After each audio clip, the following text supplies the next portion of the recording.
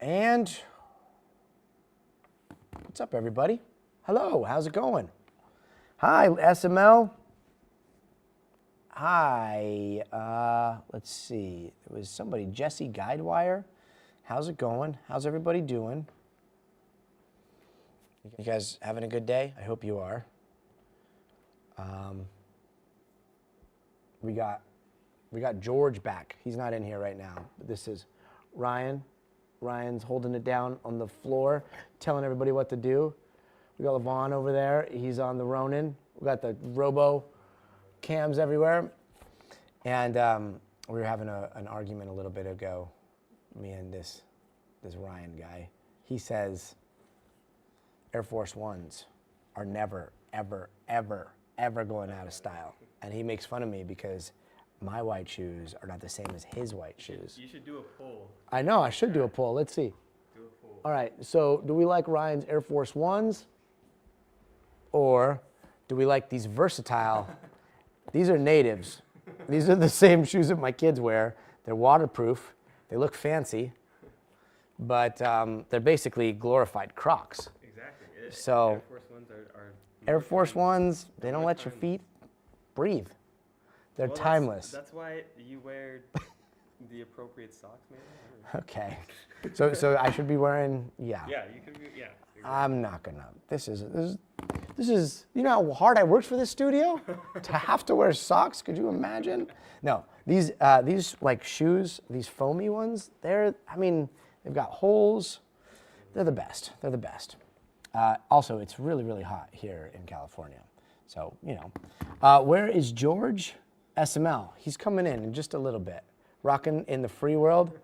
Max Columbus. Max Columbus says he likes my shoes better than yours. No, just kidding, he doesn't. He just said, hi, how's it going? So far, no one's weighed in on our poll, but I'll tell you how it goes. All right, let's see here.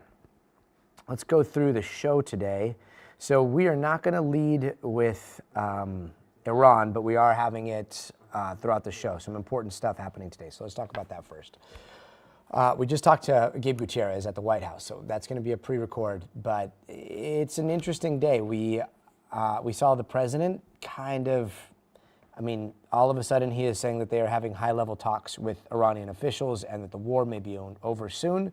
Obviously, that is huge news, right? But there's this question on what's happening because Iranian officials are saying that's not true, that those talks are not happening, and they are basically accusing the president of trying to manipulate markets.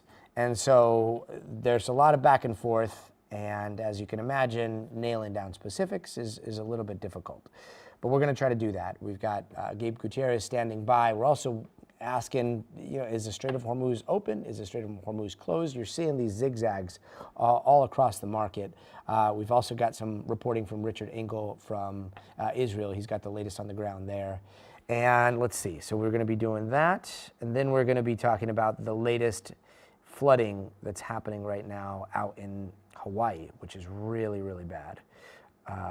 So there are a few islands that got smashed with, some of the worst flooding that they've seen in 20 or so years.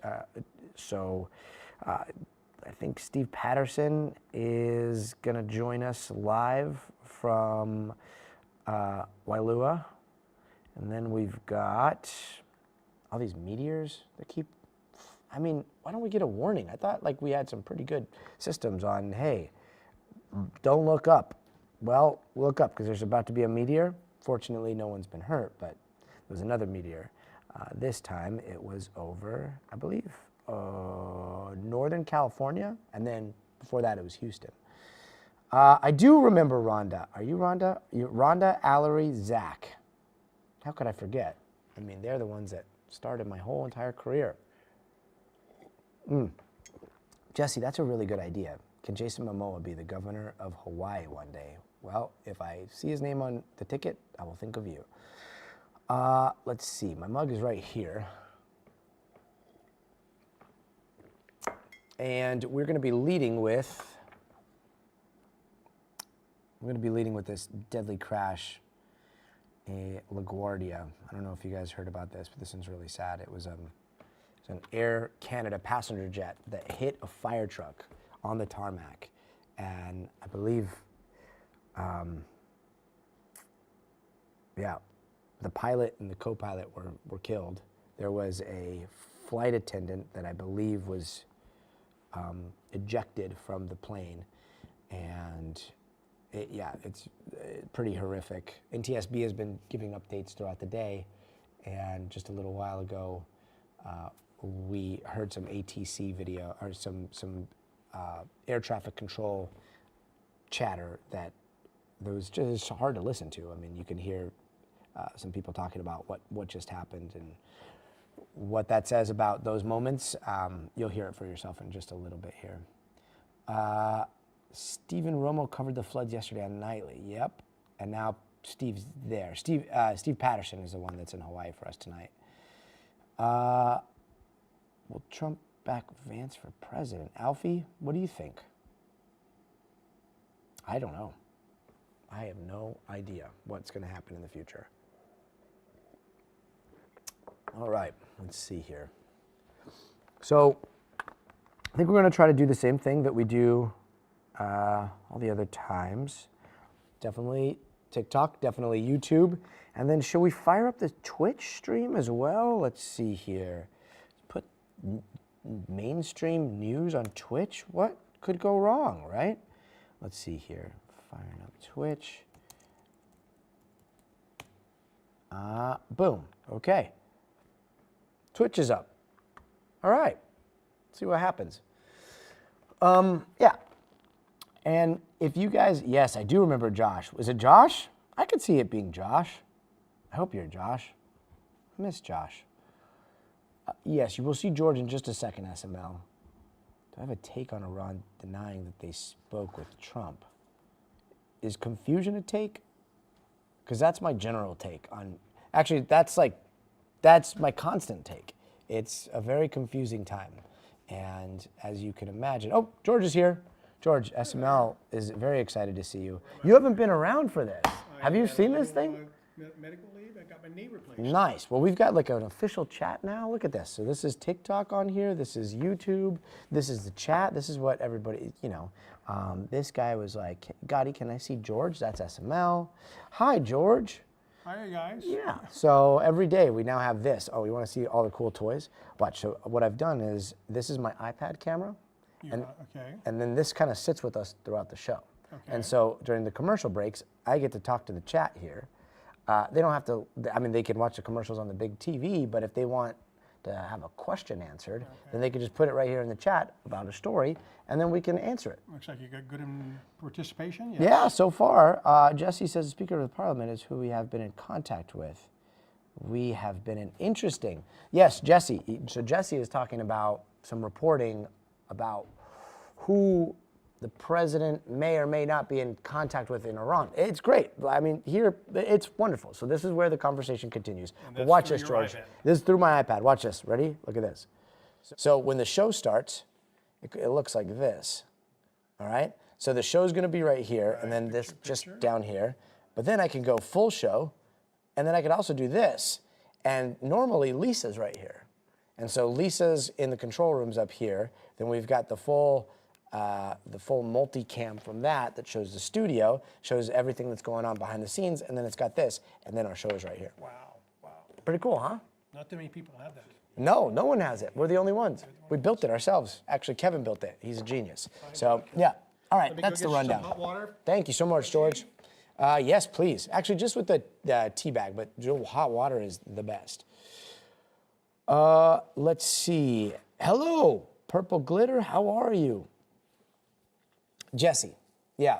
It's really interesting. It's like, if you think about it, there's a name that's being floated out there, right? And so if other parties float out a name and they say this is a person that we're talking to, and then that person is in Iran, and then they start saying the opposite, are they saying the opposite because the opposite is true, that there are no talks happening? Or are they saying the opposite because they could be in jeopardy in a country where they're surrounded by, the regime? So I don't know. I don't know what's happening. But this show is all about talking to the experts and trying to get the most reputable people to give us some clarity into all the craziness of this world today. Oh, thanks so much. All right, shout out Kevin, hi. Wait, hi, come on. I thought you were on Twitch. Hi's on YouTube today? That means that I'm just the only one on the Twitch side of things. Twitch, what could... All right, hi, you're in here too, cool. Let's see. Yes, shout out to everybody behind the scenes that made this show happen, except for Ryan.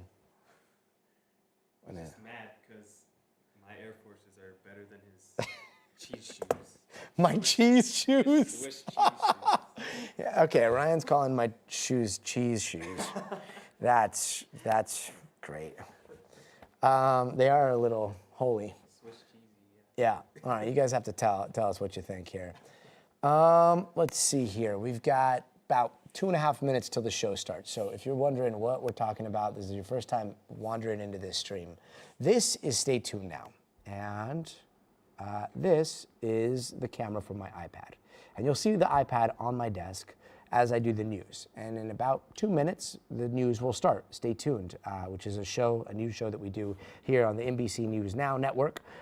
I'm out of Los Angeles. I'm here on the Universal Studios lot. And most of the rest of the news is either in Washington or New York at 30 Rock.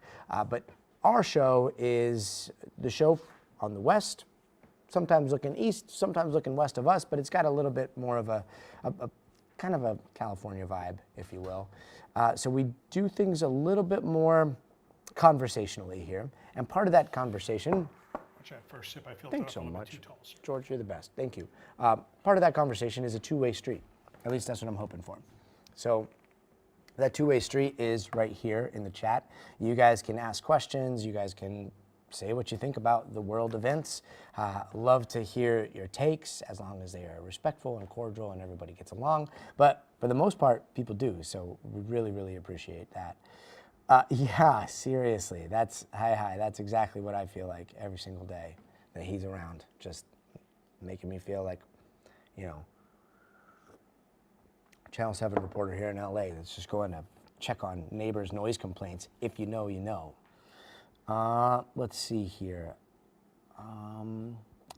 SML, thanks so much. You have a good show too. Copy, sir. Thank you. Cat, you're Californian. Christy Gonzalez, what's happening at the airports? That's a very good question. That's actually what we're going to be leading with. So we're first going to lead with what's happening at LaGuardia and this deadly crash that happened between a fire truck and a plane. Then we're going to be talking about the TSA long lines and now ICE being sent in to supplement some of the TSA. 20 seconds to the playback of So, the open, sir. You heard George just now, 20 seconds to play back. In 10 seconds, the show is going to start. Right? No, they will. They're going to hear all of okay. it. They watch the whole show with us. It's great. I'll show you. I'll show you during some of the packages. All right, here we go. Here's the show. Hey guys, it's Scotty Schwartz, and tonight New York's LaGuardia Airport is open again after a deadly crash between a passenger jet and a fire truck. What recordings from air traffic control could tell us about what happened. That wasn't good to watch. Yeah, I know I was here. I tried to reach out to my stuff, and we were dealing with an emergency earlier. I messed up. No, man, you did the best you could. Then President Trump is saying that they are having high-level talks with Iranian officials and the war could be soon over, but Iran is saying that's not true, leaving specifics hard to come by. I'm not guaranteeing anything. I'm not going to come out here in a week or 2 weeks and have you all say, oh, you said, I didn't say anything. And today, ICE agents are now at airports throughout the country to boost staffing after TSA officers have been working without pay for more than a month, leading to mass call-outs and those long lines.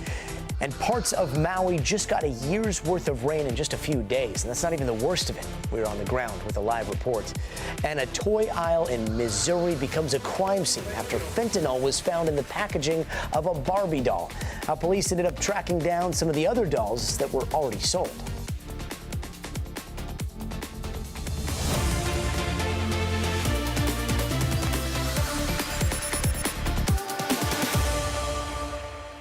And tonight, a plane involved in a deadly collision at LaGuardia Airport still lies on the tarmac as investigators are trying to piece together what happened. Now, late last night, an Air Canada passenger jet struck a fire truck that was responding to an unrelated incident at the airport, and security footage caught that chilling moment as the plane was sliding down the runway after landing. Now, the crash killed the pilot and the co-pilot, and dozens more were hurt, including 2 people in that fire truck. And just a little while ago, we heard from NTSB officials who were on the scene in New York, who shared that we could potentially learn key details as soon as tomorrow. The tail of this aircraft is on the ground, and in order to get to the cockpit voice recorder and the flight data recorder, the Port Authority and the emergency responders cut a hole on the roof of the aircraft, dropped down, and was able to get the CVR and FDR for us, which then one of our investigators drove back to our labs in Washington, D.C. today, where they've been able to at least verify that the cockpit voice recorder was not damaged. Now, this is video taken from a passenger on the plane, the aftermath leaving the front of the plane completely wrecked, debris just hanging off the nose of the jet. After the crash, police found a flight attendant outside of the plane, still strapped to her jump seat. Now, there are still so many questions on how this happened, but audio from air traffic control reveals some of the moments before. You can hear a controller giving the fire truck the green light to cross the runway, then to stop. Take a listen. Truck 1 and Company, LaGuardia Tower, requesting to cross 4 at Delta. Truck 1 and Company, cross 4 at Delta. Truck 1 and Company, crossing 4 at Delta. Frontier 4195, stop there, please. Stop. After the crash, we hear from the same controller talking about what happened. That wasn't good to watch. Yeah, I know I was here. I tried to reach out to my stuff. We were dealing with an emergency earlier. No, man, you did the best you could. LaGuardia is now back open after being closed for hours, disrupting the plans of hundreds of travelers. That's a familiar feeling playing out across the country as the DHS shutdown drags on, causing out-of-control TSA lines. And in a lot of those lines, people are not only dealing with TSA agents, now ICE agents are there as well after President Trump sent them to try to curb the chaos. All of it leaving more questions and answers about when we could see an end to all of it. Let's bring in NBC's Sam Brock, who's at LaGuardia Airport tonight. Sam, we just heard from the NTSB. Where does their investigation stand right now? So it's one of those things where, Gotti, you have a ton of resources from the NTSB, the FAA, the Port Authority, a number of different agencies are going to be investigating. But of course, the NTSB is leading it, and they do a very thorough, extremely thorough job in terms of going through the cockpit voice recorders, the data flight recorders, checking on staffing. You know, questions were asked to Jennifer Homendy, the chair of the NTSB, whom you just played a bit from there a second ago, about did you know what staffing was like? How many people were in the control tower? Is it true that one person was occupying 2 positions, communicating both in the air and also with vehicles and planes on the ground? She said, yeah, we know all that stuff, and we're definitely not telling you right now because we're going to do our homework and make sure we get to the bottom of this. The reality at the end of the day is that you have an air traffic control that, according to the ATC audio, gave carte blanche, or at least a permission slip, to this truck, a fire truck, to cross a runway as a plane was landing. And obviously, it probably had to be some perfect alignment of things that had to go wrong for that to happen. But it was a grievous mistake. You have 2 people dead. Look over my shoulder. At this time of night, we're obviously blanketed in darkness. You can probably make out that big yellow truck. That's very similar, maybe the exact same type, actually, as this aircraft rescue fire truck that was crashed by the plane. You see it over there. Next to it in the darkness is the actual Air Canada plane that has been mangled. It's sitting there on its tail in the middle of a runway, right? It's wild. You hear right now, Gotti, that's the sound of a plane taking off, going over the plane that is still under investigation. We also learned from Homendy earlier today, the debris field is so wide, there's so much hazardous material that right now it's not just about completing their investigation, but clearing it all up before it's safe again for LaGuardia to use both runways. So I am standing hundreds of feet away from the actual plane, still sitting on the tarmac at this very hour. Yeah, that wreckage is hard to look at. And meanwhile, inside of the airport, how are things looking at LaGuardia? So there were upwards of 750 cancellations today. For context, LaGuardia only has arrivals and departures about 900 a day, right? So 75, 80%, maybe even more of that of flights. Look at the board on your screen right now. It's all red. We're all canceled. The FAA says that the runway behind me is not going to reopen until Friday, which is to say that the next 4 or 5 days are going to be very treacherous for folks here because you're just going to see sort of an added layer of difficulty with less volume, fewer flights, in addition to all the TSA strains. So you can expect one of the most important airports in the country, LaGuardia, so many connecting flights, so regionally significant in terms of its footprint, is going to have constrained issues again. Yeah. Yeah, and do we know anything about those that were hurt? I mean, looking at the front of the aircraft, it seems obviously the pilot and the co-pilot, but the flight attendants, they were sitting, I imagine, in that jump seat right at the top. But it looks like passengers and their seats might have been impacted towards the front as well, right?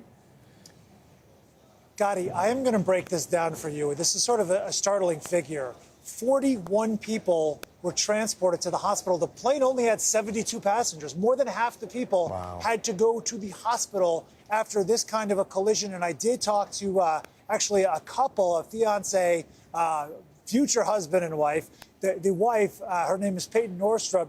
She actually had to go to the hospital for a CT scan and an ultrasound. He described it as basically people screaming from having the seatbelts cutting their skin. People were bleeding. They were screaming.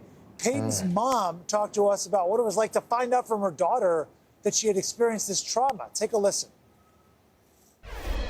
She just said, Mom, there was a plane crash and we're all okay, but there was a plane crash. Please come. And that was basically it. Now she's in Elmhurst Hospital right now, just getting her stomach checked with her brace. Her hips hurt. So, but other than that, everybody else is good. So that was Peyton's mom, obviously. Peyton's fiance, Joe, said she's doing okay. But it's incredible that there weren't more fatalities here. And tragically, there were two, the pilot and the co-pilot. You saw that the nose of the plane, Gotti, was just sheared right off. But can you imagine the flight attendant being strapped to a seat that is flung hundreds of feet, lands on the outside of the aircraft, and she survives? I mean, these are the tales of just heroism and also just miracles that happened even with the immense amount of tragedy experienced at LaGuardia. But rest assured, they want to get to the bottom of this so it never happens again. Yeah, Sam Brock, thank you so much for your reporting. Let's bring in NBC News aviation analyst Jeff Guzzetti. Jeff, good to see you. There's been a lot of talk about whether it was human error or not. We're hearing these tapes. Again, we don't have a full picture here, but walk us through exactly what the protocol is when it comes to a fire truck or anything else traversing the tarmac. Well, that's a complex question, Gotti, because the tower was communicating with the fire truck. The fire truck drivers should be trained, and as Sam Brock indicated, they were given clearance by the controller to cross that runway when there was an airplane on short final getting ready to touch down on it. So the investigation is going to look into why did the controller give that order for the fire truck. But quite frankly, the fire truck should have been able to see the airplane. So the NTSB is going to form a group to look into how the Port Authority of New Jersey and New York's protocols are. But typically, surface vehicles should give way to airplanes that are landing. But again, you have to have permission to cross runways and to land by the controller. And listening to some of those controllers on tape, and again, we do not have the full picture, but we do have some of the recordings. To your trained ear, what do you hear? I hear a controller that's fairly busy, right? And then had this additional emergency that he had to handle, which preceded this accident by about 5 minutes. There was another airplane on the other side of the airport. So that added to the busyness for this controller. And there could have been distractions there. But, the NTSB is going to look at all of the issues. It's too simple just to say, oh, the controller made a grievous mistake. You have to go into why was the mistake made, or were other mistakes made? What was the system in which this controller worked in? And I'm confident the NTSB is going to be able to get to the bottom of that. And, you know, again, another question that everybody has and yet is unanswered at this point is whether or not the shortage that we've seen across the country may have played a role in what happened. Do you think it's too early to be asking those questions, or does it look like that's actually what happened here?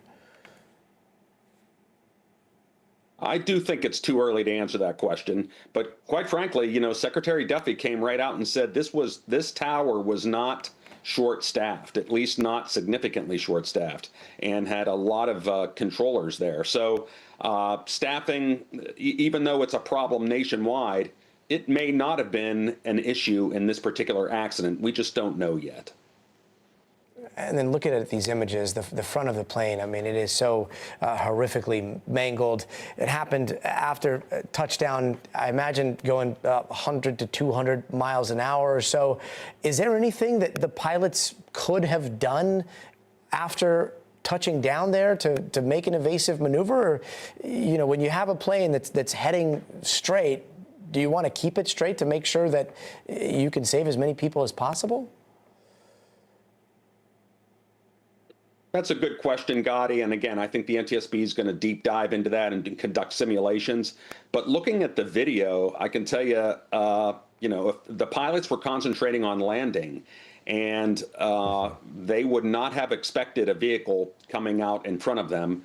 But again, that's all part of this complex communication process between the tower, the pilots, what they were listening to, and the fire truck drivers, what they were doing. So it's not an easy question to answer, but the NTSB is going to get the right answer in terms of the cause of this accident.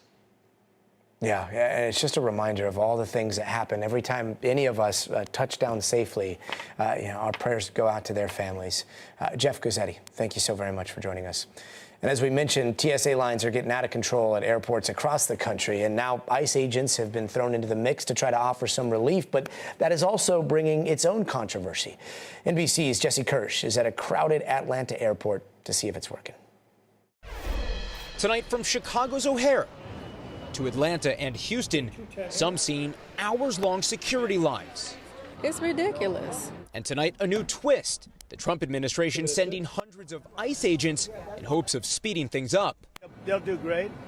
And if that's not enough, I'll bring in the National Guard. Thousands of unpaid TSA officers have called out sick, with the Department of Homeland Security now not fully funded for over a month. ICE agents sent to roughly a dozen airports so far. It makes you nervous, and you wonder, you know, why they're here and what they're doing. I appreciate them working.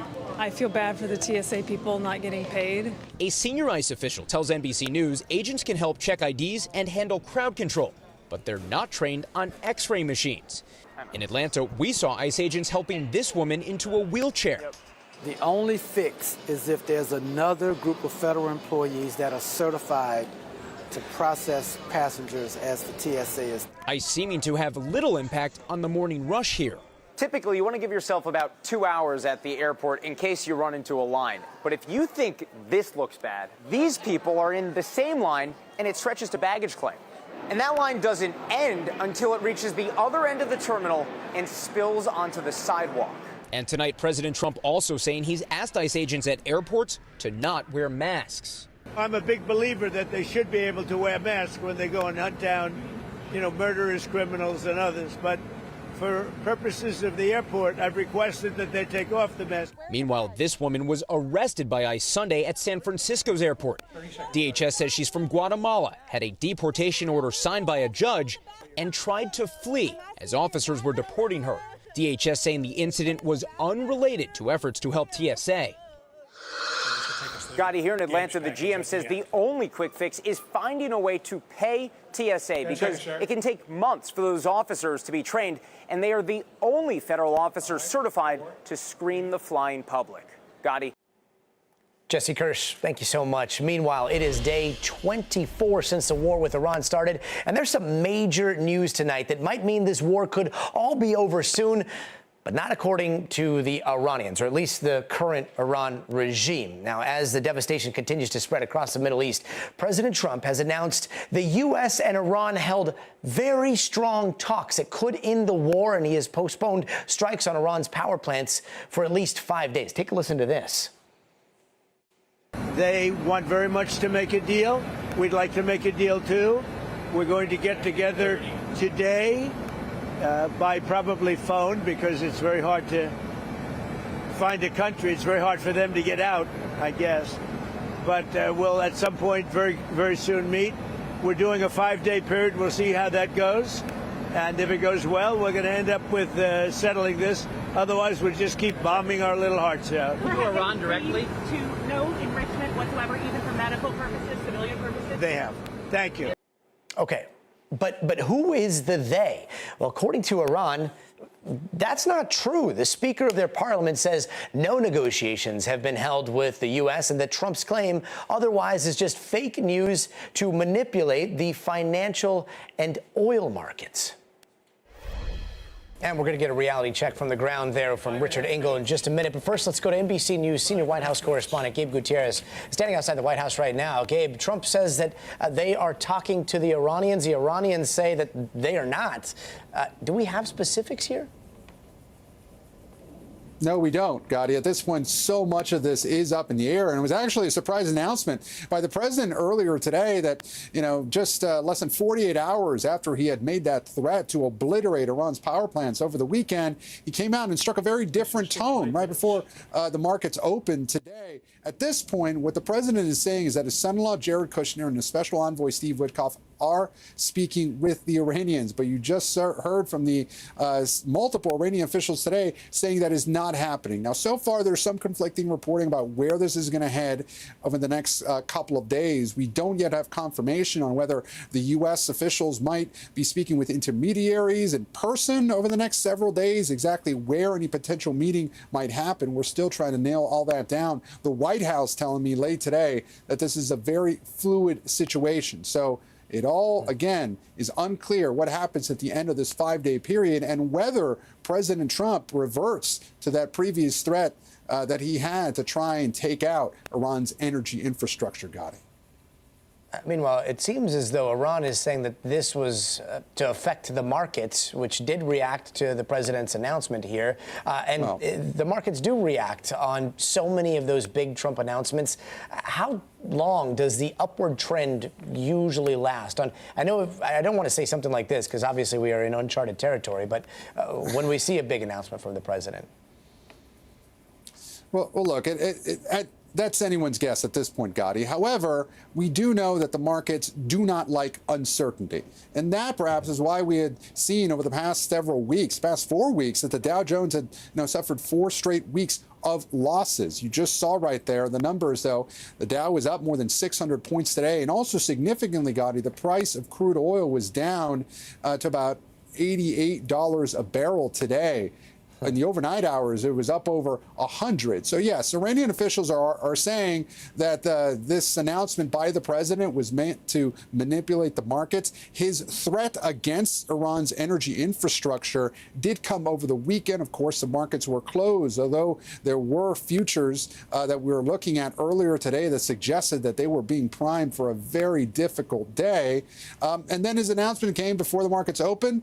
Stocks soared. They came back down a little bit to, again, about 630 points. But certainly the White House, this is something that the White House is looking at very closely, the issue of gas prices. There's concern among, the president and his advisors that, Americans are looking at the price at the pump and getting increasingly concerned. They're worried about the cost of affordability in midterm election year. So that is certainly something the president is watching. As for the timing, though, of his announcement, we don't know exactly how him watching the markets played into this, but it is certainly something that the White House is watching at this point, Gotti. Yeah, and when it comes to the price of oil per barrel, that is something that is so intertwined with the Strait of Hormuz. So when Trump said this earlier, well, let's listen real quick here. What about the Strait of Hormuz? Who's going to be in control of that? That'll be opened very soon if this works. How soon? And who's in control of it? Will Iran still be able to control the flow of oil? be jointly controlled. By who? Maybe me. Maybe me. You want the United States to be in Me control and of the Strait of Ayatollah, whoever the Ayatollah is, whoever the next Ayatollah. The price of oil will drop like a rock as soon as a deal is done. I guess it already is today. Okay, so what is the current status right now of the Strait of Hormuz?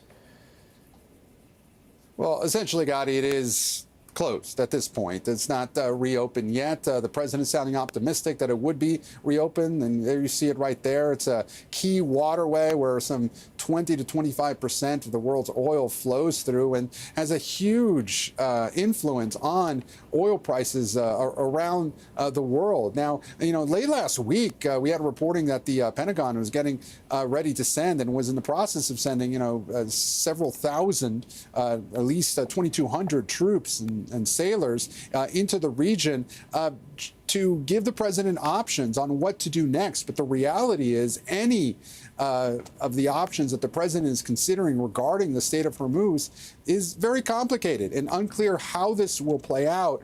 But whatever he decides to do has huge implications for the global financial system. You just heard him talk about today, though, that he envisioned something where the strait could be jointly controlled by Iranian leadership and the president of the United States. Of course, President Trump has been frustrated over the last several weeks that more allies have not signed up to send resources to help protect the Strait of Hormuz.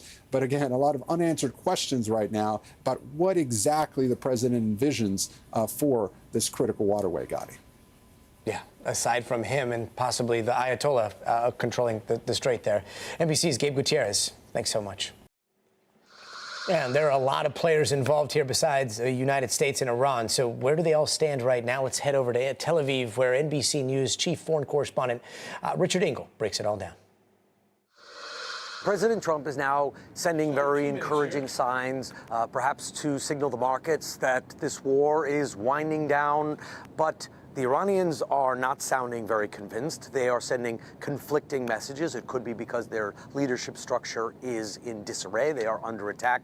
But the Revolutionary Guard Corps, which is the main armed forces that is leading the fight, that is sending the missiles at Israel, said quite clearly, no truce. It's not interested in truce. It's focused on continuing the war and defending its country.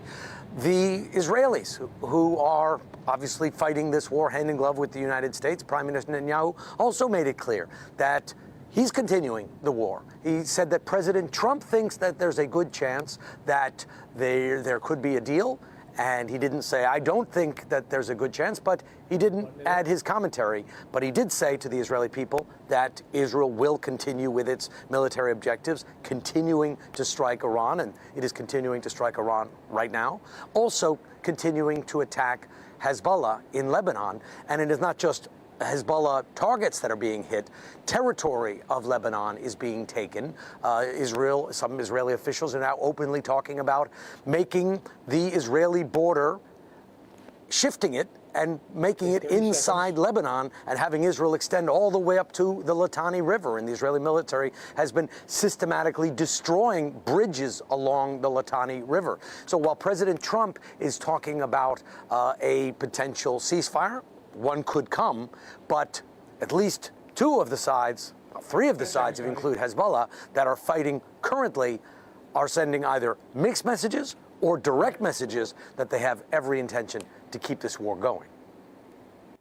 Richard Engel, thank you so much. And some breaking news tonight as the Senate has just confirmed Senator Markwayne Mullin as the new head of the Department of Homeland Security. Now, despite some chatter that Mullin's confirmation was not a sure thing, that vote passed very easily, 54-45. His confirmation comes after President Trump fired Kristi Noem, who just 3 weeks ago appeared in front of Congress facing questions about that $220 million ad campaign featuring Noem on a horse, encouraging immigrants to self-deport.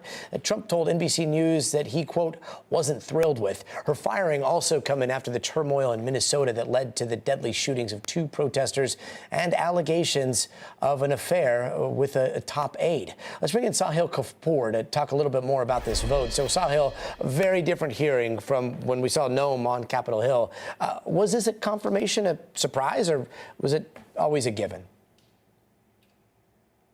Not entirely a surprise, Gotti. We've seen that this Republican-controlled Senate, which only needs a simple majority to confirm nominees, has been very deferential to President Trump's picks for cabinet positions, for judges. In fact, the only person I can think of that got scuttled for a major a cabinet post was Matt Gaetz, all the way back at the beginning of the administration. So Mullen always had the inside track. It certainly didn't hurt, for the most part, that he was a known quantity, is a known quantity to the fellow senators who had to vote to confirm him, who he's worked with for several years. He became a senator first in January of 2023. Before that, he served in the House for a decade, where he overlapped with many current House members and some senators, including, by the way, Kristi Noem, the outgoing DHS secretary, who he will be replacing. So in the end, 54 to 45, 2 Democrats voted with Republicans for confirming this nomination. John Fetterman and Martin Heinrich. 1 Republican, Senator Rand Paul, voted against him after the two memorably clashed in the hearing last week. Rand Paul demanding to know why Mullen spoke positively, said he understood why a neighbor violently attacked Rand Paul several years ago. Yeah, that's hard to forget, and yet, you know, was it the relationships that he had with Heinrich and Fetterman, or do we know why they crossed the aisle here? Yeah, a couple of things. First, Senator Fetterman had indicated right from the start that he would support Mullen. In fact, he even seemed to be nudging President Trump to fire Kristi Noem and nominate Mullen, in which case Fetterman indicated he would be a yes. But Fetterman did say in his statement several days ago that he's supporting Mullen because he believes he would have a committed, constructive working relationship with Mullen as DHS secretary, much as he has had in the Senate. Martin Heinrich of New Mexico, that one was a bit of a surprise. Heinrich isn't generally a party bucker the way John Fetterman is. He said he considers Markwayne Mullin a friend. He cited bills that the two have worked together on. And he said, quote, "I've also seen firsthand that Markwayne is not someone who can be simply bullied into changing his views. And I look forward to having a secretary who doesn't take their orders from Stephen Miller," end quote, referring to the prominent hardline Trump advisor. That will be interesting to see, because everyone around here knows that Stephen Miller has an enormous amount of influence over the Department of Homeland Security. Yeah, we'll see what a Department of Homeland Security looks like now under Mullen. Sahil Kapoor on Capitol Hill. Thank you. And don't go anywhere. Coming up next, historic flooding slamming parts of Hawaii. Steve Patterson is on the ground with a look at the aftermath. Plus, more fireball sightings, this time in Texas and California, and one even went through someone's roof. Stay tuned for that. Clear. Wait, 90. 90 seconds. All right. We got 90 seconds. 90 seconds to chat. Let's see. This reporter wears a day on his day off. Huh. Okay. What's up, Ho-ha? Hello, Liz. How's it going? I think that they've got a chair for you. There we go. Ryan's got you. Liz is here with an update. Let's see. Oh, thanks. Good to see you, Jay. Thank you. Shanice Edwards, hello. What was that?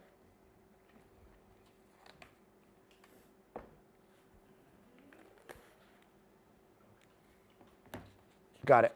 Okay. All right. I'll tell Liz. So we're going to do Patterson first because it's starting to rain. Is that okay? Do you have to? Sorry. Yeah, I'm just trying to get some okay staying seated? I thought we already pushed it back. You're okay seated? That's fine.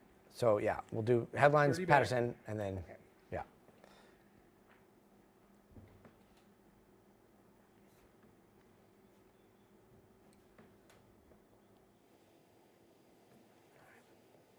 What's our time back? 10 seconds?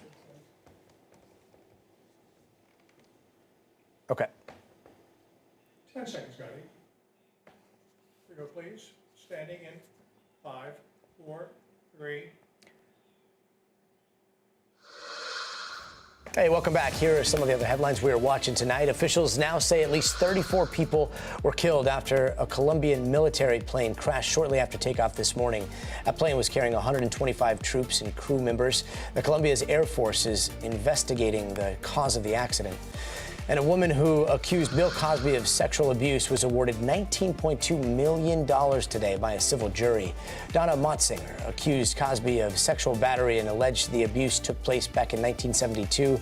Punitive damages in a 2023 lawsuit are still pending. Cosby, who is now 88, denies the allegations, and a representative for him did not respond to the request for comment. And a 25-year-old man has been arrested in the shooting death of Loyola University student Sheridan Gorman. Officials say the suspect, Jose Medina, was arrested Friday and faces charges including first-degree murder and attempted murder. DHS says that he was in the country illegally. He was scheduled to appear in a Chicago court today, but was taken to the hospital for tuberculosis. And strong storms sent a tree crashing into an Ohio family's home last night. Winds reached up to 58 miles an hour across greater Cincinnati, leaving a lot of people in the dark. Thankfully, no one in that house were hurt. And in Missouri, police have located all Barbie dolls tied to a fentanyl scare at Cargo Largo. Now, the contaminated packaging was discovered Saturday after 5 dolls had already been sold. Authorities say all units are now accounted for and no other toys are thought to be at risk. And turning now to Hawaii, where they are cleaning up after the worst flooding the islands have seen in 20 years. Some cities in Maui got a year's worth of rain in just a few days. That rain sweeping through homes and businesses, forcing thousands to evacuate. More than 200 people have been rescued so far. So you can see the National Guard wading through the water to reach people, and a teen rescuing a man and his dog that got stranded. The worst of the storm appears to be over, but the aftermath is devastating. Officials are estimating over $1 billion in damage.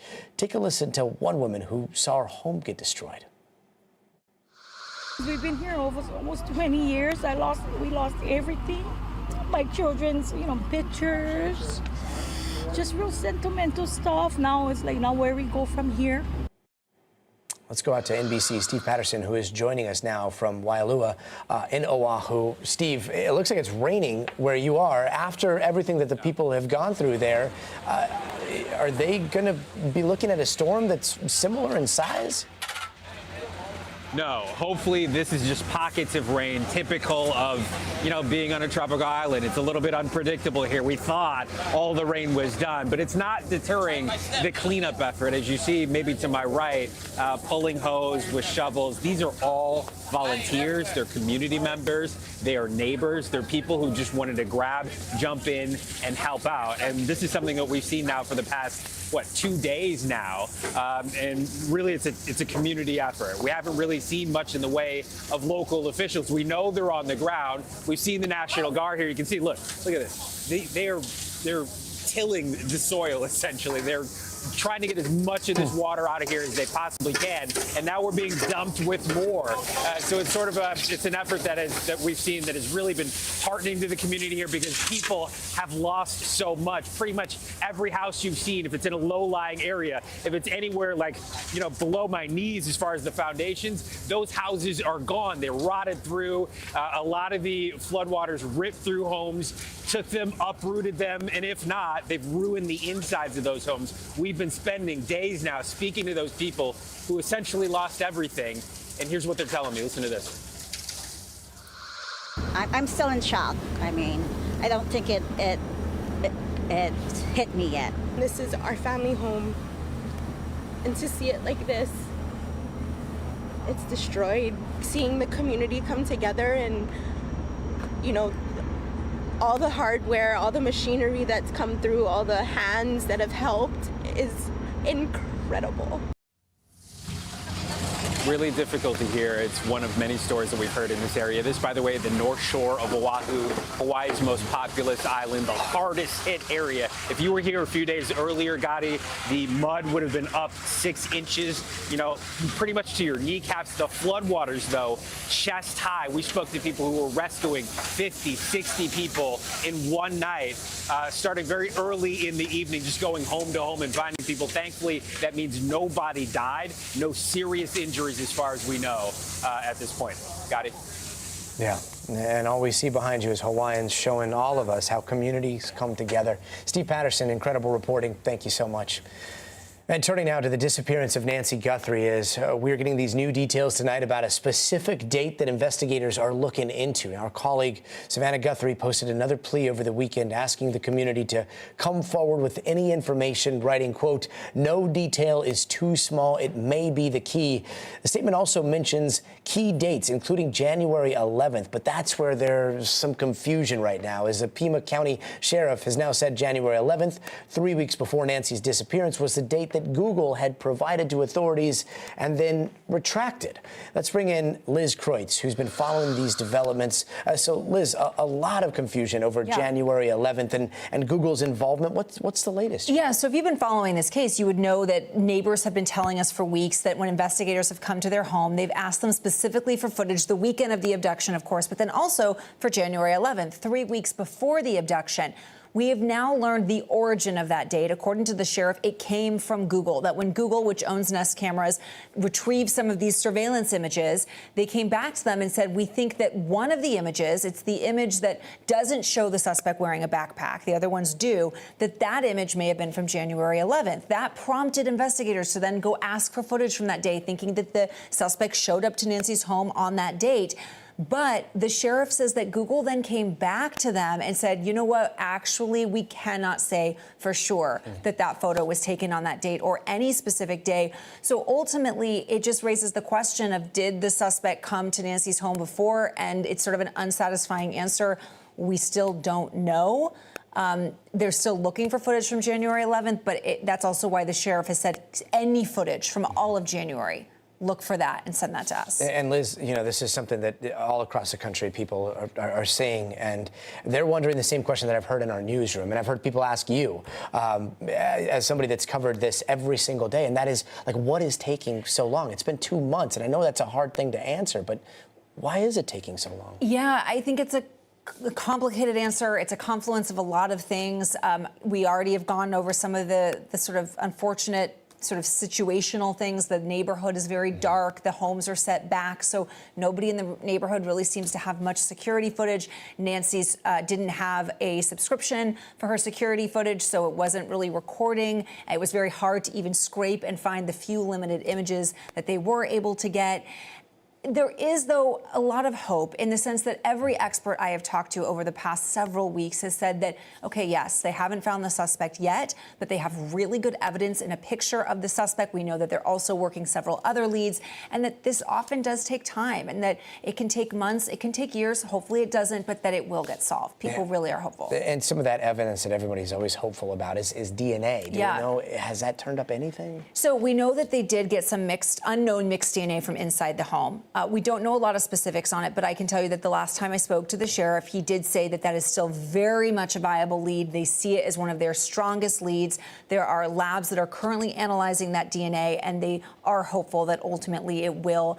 They don't know how long it will take, but that at some point it will ultimately trace back to whoever did this. Well, we are all praying for that. Liz Kreutz, thank you so very much. And if you or anyone you know has information about Nancy's disappearance, please call the number on your screen as soon as possible.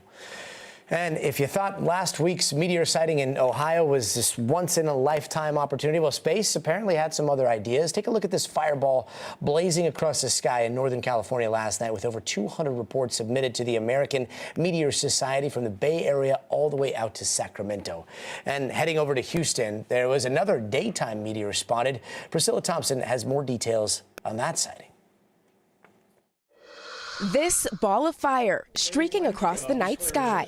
The latest in a string of stellar sightings seen here overnight in California. Whoa! And Space City living up to its name. Did y'all see that? With this one Saturday afternoon in Houston. It's going to be an explosion. A meteorite or a missile fell out of the sky. Traveling at 35,000 miles per hour, NASA says. That's where it came in at. Part of it crashing through this woman's roof, leaving a massive crater. And just boom, then I heard a boom.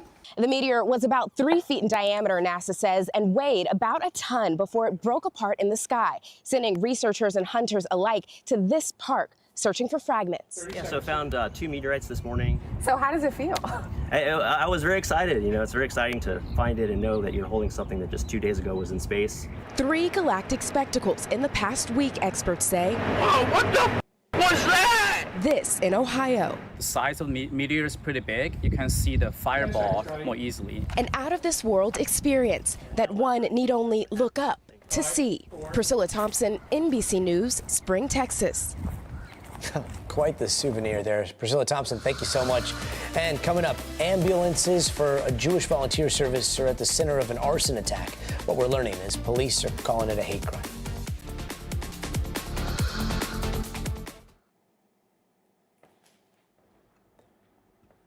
All right, let's see.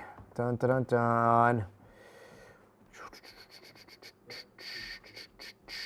Because we're getting a behind-the-scenes look when we go to commercial, Gotti is live. That's right. Thanks, Alex, for explaining it. Yeah, so what we're trying to do here, if you're watching on the big TV, you'll see the commercial break. If you're watching here, you can ask a question about the news, and we'll try to get it answered. Let's see here. Dun, dun, dun. I don't know what you're... I need to go back and see what you're talking about. TikTok can't silence me, but I'll take a look after the show here. Praying for Hawaii, same. Yeah, the North Shore, that whole area, it's really mountainous too. I mean, it's very hilly though. You know, the North Shore, you've got those big hills above Kahuku, and you just pray that there's no mudslides after all of this rain. Can we see George? George, SML misses you. Yeah, let me bring you around here real fast. 2 minutes. Yes, sir. Anything trending on Iran on the ground? Jay, did you? I don't know if you joined us for that segment.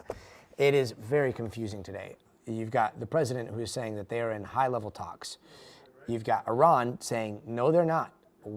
This is the president trying to manipulate the markets. Then you've got no specifics, but President Trump is like, we're going to pause strikes on a lot of the energy infrastructure for 5 days. So we don't know. Meanwhile, the Strait of Hormuz technically is kind of closed. There are a few ships that are passing through, so it doesn't look like it's mined in a big way, at least. But definitely not a lot of traffic. So yeah, it's a weird time.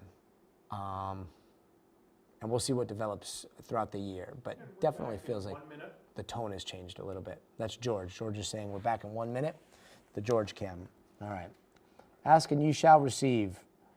SML says hi. 5-0. Let's see. Oh, hello, Jay Gals. I mean, I don't disagree with that. TikTok can't silence me on the common sense thing. Let's see.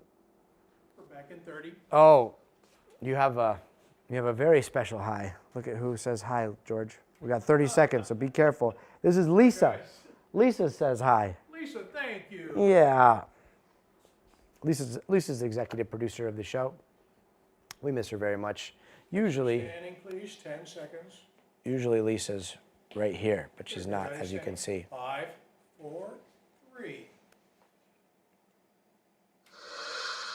Hey, welcome back. Police in London are investigating an arson attack that they are treating as an anti-Semitic hate crime. 4 Jewish volunteer ambulances were set on fire this morning in the largely Jewish neighborhood of Golders Green.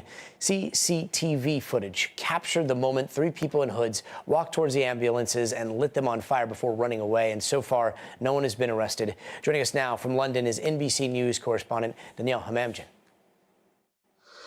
Just in the past hour or so, police have removed the cordon, and you can see behind me the charred remains of those ambulances. You could also see the windows boarded up because there was damage, of course, because of the blast of the explosion. This is a suburb of northwestern London, home to 16,000 people. Half of them are Jewish. Many of them waking up in the middle of the night last night to the sound of explosions. Those 3 suspects you just showed in the CCTV video setting fire to those ambulances, and afterwards the fire department said the gas canisters exploded, shattering nearby windows, triggering the evacuation of about 30 people. It is incredible that no one here was injured. Many also woke up to in complete shock that that this happened in this community, that this would be the target. This is a volunteer ambulance service that doesn't just serve Jews, it serves anybody and everybody who needs it. And so nearly 24 hours after the fact now, nobody has been arrested. Take a listen to what the Metropolitan Police Department had to say earlier today. We believe we're looking for 3 suspects at this early stage. CCTV footage appears to show 3 people in hoods pouring accelerant onto the vehicles before igniting them and fleeing. While this has not been declared a terrorist incident at this stage, the investigation is now being led by counter-terrorism policing. And police are also investigating a claim of responsibility made by a group linked to Iran, a same group that has claimed responsibility for similar attacks elsewhere in Europe in recent weeks. Danielle Hamamdjian, thank you so much for that reporting. And coming up in the future of everything, AI being used in the fertility world to make IVF treatments more successful.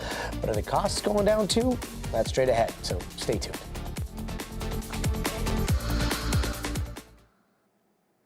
Clear away 2.5. 2.5 minutes. All right. Okay, we got 2.5 minutes. Give me 2 seconds. I got to take a look at this. How some of us are born.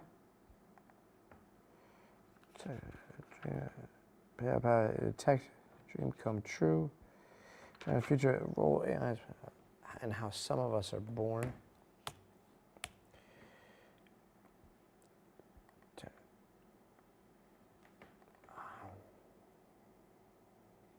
And we're back in 2 minutes. Come true.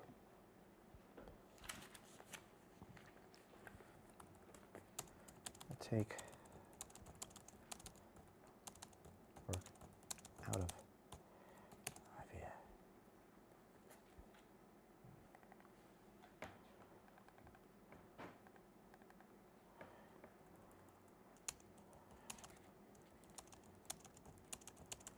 And we're back in 90. All right. Okay. Let's see. FEMA? No, we did not get to FEMA. We ran out of time. Sorry. Wait, is this? 1 minute back. Lise, can you send that to me in Slack? That's huge.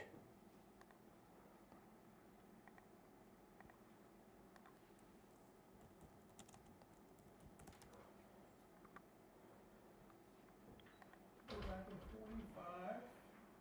45. Wow. Back in 30. Yeah. 30 to the future bump. Okay. Yeah, I see it. I see it, Lise. Got the bump coming. Hmm. We get that 4-second bump at the top. 10 to the bump. Here you go, guys. Standing, please. 5 to the bump, 4 to the bump. I'm thinking 3, 2. And tonight, in the future of everything, the role AI is playing and how some of us are born. An AI-powered company is now using the tech to try to help some couples make their dream of a family come true. To the miracle of life. That miracle, sometimes assisted by IVF and the marvels of modern medicine.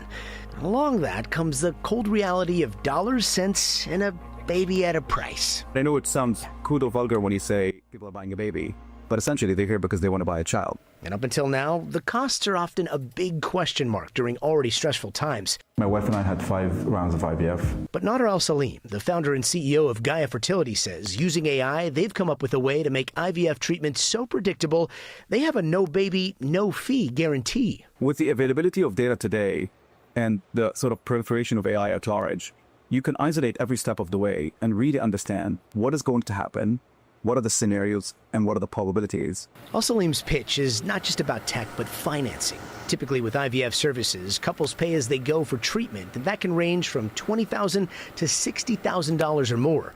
With Gaia, A $24,000 today average price of what we sell in IVF is enough of a pathway that 8 out of 10 women will walk away pregnant. and that $24,000 more or less includes multiple embryo transfers if needed. Al-Salim says that with Gaia's system, couples are paying for an outcome, not a series of treatments. I don't think anyone walks here and says, I'd like to buy myself a treatment. People come here because they want a child. Every step of the way, I felt like we kept getting bad news after bad news. Maria and her husband had been trying to conceive for years, but a medical condition prevented her from getting pregnant. They're telling you that you have a condition, and then they're putting a price on top of that, right? Yeah. That's like a 1-2 gut punch. Oh, absolutely, because first you find out you have this problem that makes you sterile and not be able to have children naturally, and then you're like, okay, cool, the science exists to do it, but you're definitely going to pay for it. And the price tag is a shocker. But through the Gaia process, she and her husband were able to conceive. And then came the news that you were pregnant. Yes, which was the best thing that ever happened. We were both crying so bad, and it was, I'm still having a hard time believing it, honestly. When you struggle for so long, it just seems like it's never going to even be a possibility. In the world of fertility, AI is already being used for things like timing hormone injections, selecting embryos, calculating drug dosages, and sorting through massive amounts of data produced by tests during the IVF process. But studies emphasize that human physicians play the central role in helping couples conceive through IVF. When it comes to fertility, there are so many layers, in terms of the social element and the emotional element and the psychological element. We've spent a lot of time focusing on the patient. Al-Salim hopes that combining that human element with AI and other advanced tech will lead to a new future for how human life is created. People will be producing more embryos and more babies in the lab than we used to do, especially as the cost becomes more viable. Yeah, and while AI is a crucial part of Gaia's process, it seems clear that the human in the IVF loop for now is and will continue to be a very critical part of helping families conceive through IVF, a wild time that we live in. And still to come, a playground for Grandma and Grandpa. Priscilla Thompson has taken us to a playground built entirely for seniors. But first, you gotta see this. See all these colorful feathers? This is going to be, wait for it. Oh, there it is. That's a peacock named Flappy Gilmore flying the coop. Cops were called in to try to catch that runaway peacock, and they learned pretty quick that, yes, peacocks can fly, at least far enough away to escape 2 times. The bird's original home was a local event space called the Sapphire Grant. It was damaged during a recent storm, and they're asking neighbors in South Jersey to call them up if they see Flappy in their yards. We'll be right back.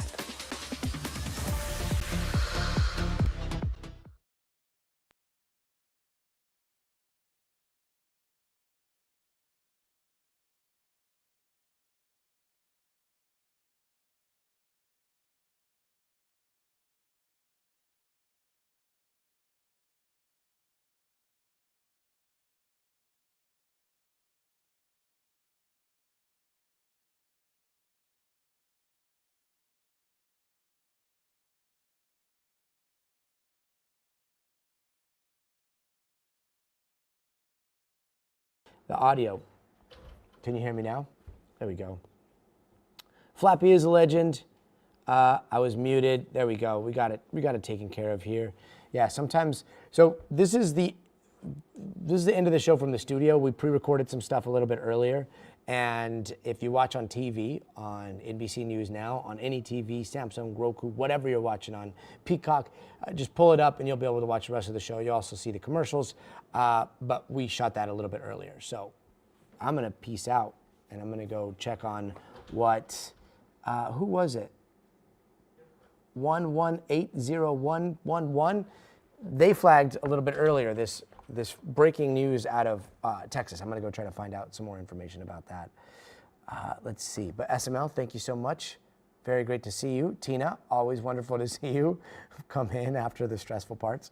Hello, Hugo from Mexico. And thank you guys so very much for following. We'll see you guys tomorrow. Bye. So I don't have TikTok. You don't need TikTok. And I can go to YouTube.